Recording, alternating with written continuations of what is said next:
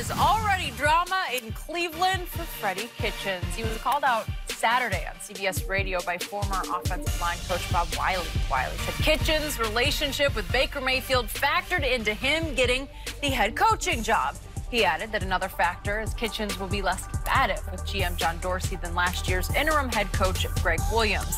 Well, Kitchens didn't call out Wiley specifically when he did have this message for his current assistants. Take a listen.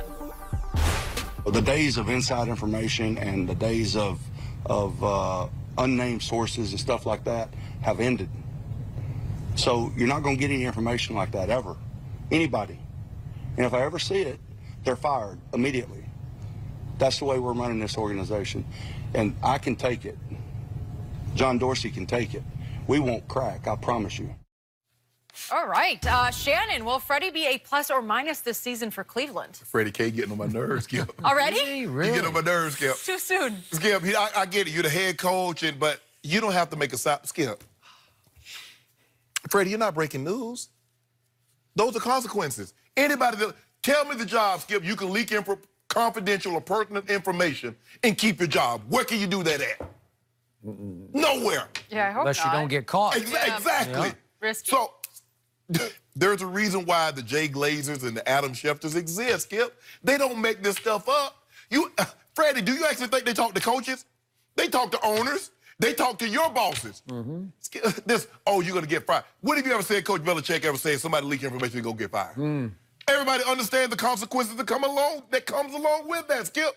I've always hated if my boss has to constantly... I understand that you're my boss. You don't have to constantly remind me that you can fire me. Imagine if John Dorsey said, hey, man, Freddie K don't win the game, bro. He got to get up out of here. Yep. Constantly, every time. Man, stop doing... Skip, in all my years of playing the game, and now covering... I've been covering it for 15 years now, since I retired. I can only tell you one thing that Coach Belichick is saying. We're on to Cincinnati. Of all the things in 20 years of him, 20-plus years of him being a head coach, that's the only thing I can remember.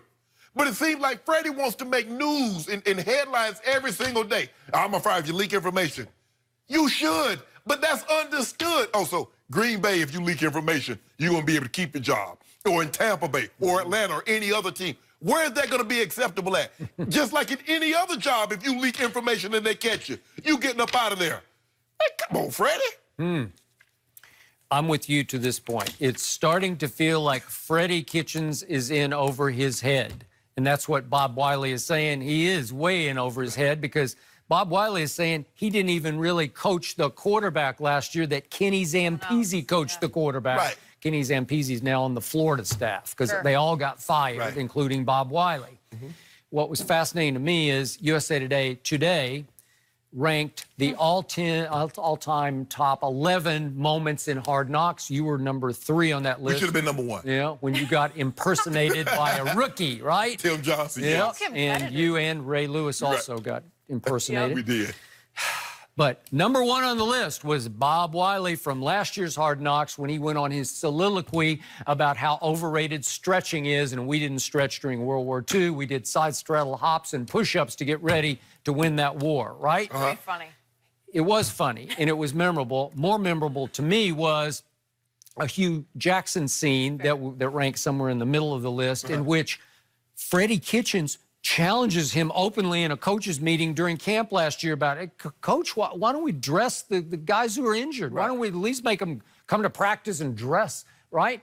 And then Todd Haley jumps in and also challenges the head coach. And you could just tell Hugh is teetering, you know, like his authority is on the line here. He should have fired him on the spot. Well, you could have. That's Freddie's saying he'd huff and puff and fire somebody for doing something like that. And by the way, my all-time favorite moment was Hugh Jackson calling in Baker Mayfield last year to tell him, oh, guess what? You just won the backup quarterback spot.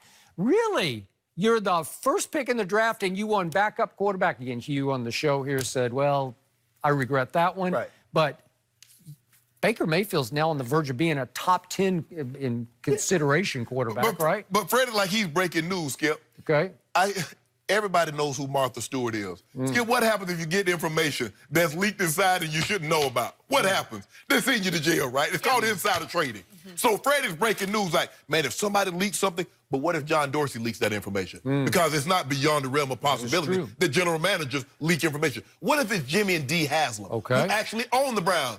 Hey, what Freddie gonna say to them, Skip? Y'all fine, get up out of here. Good point.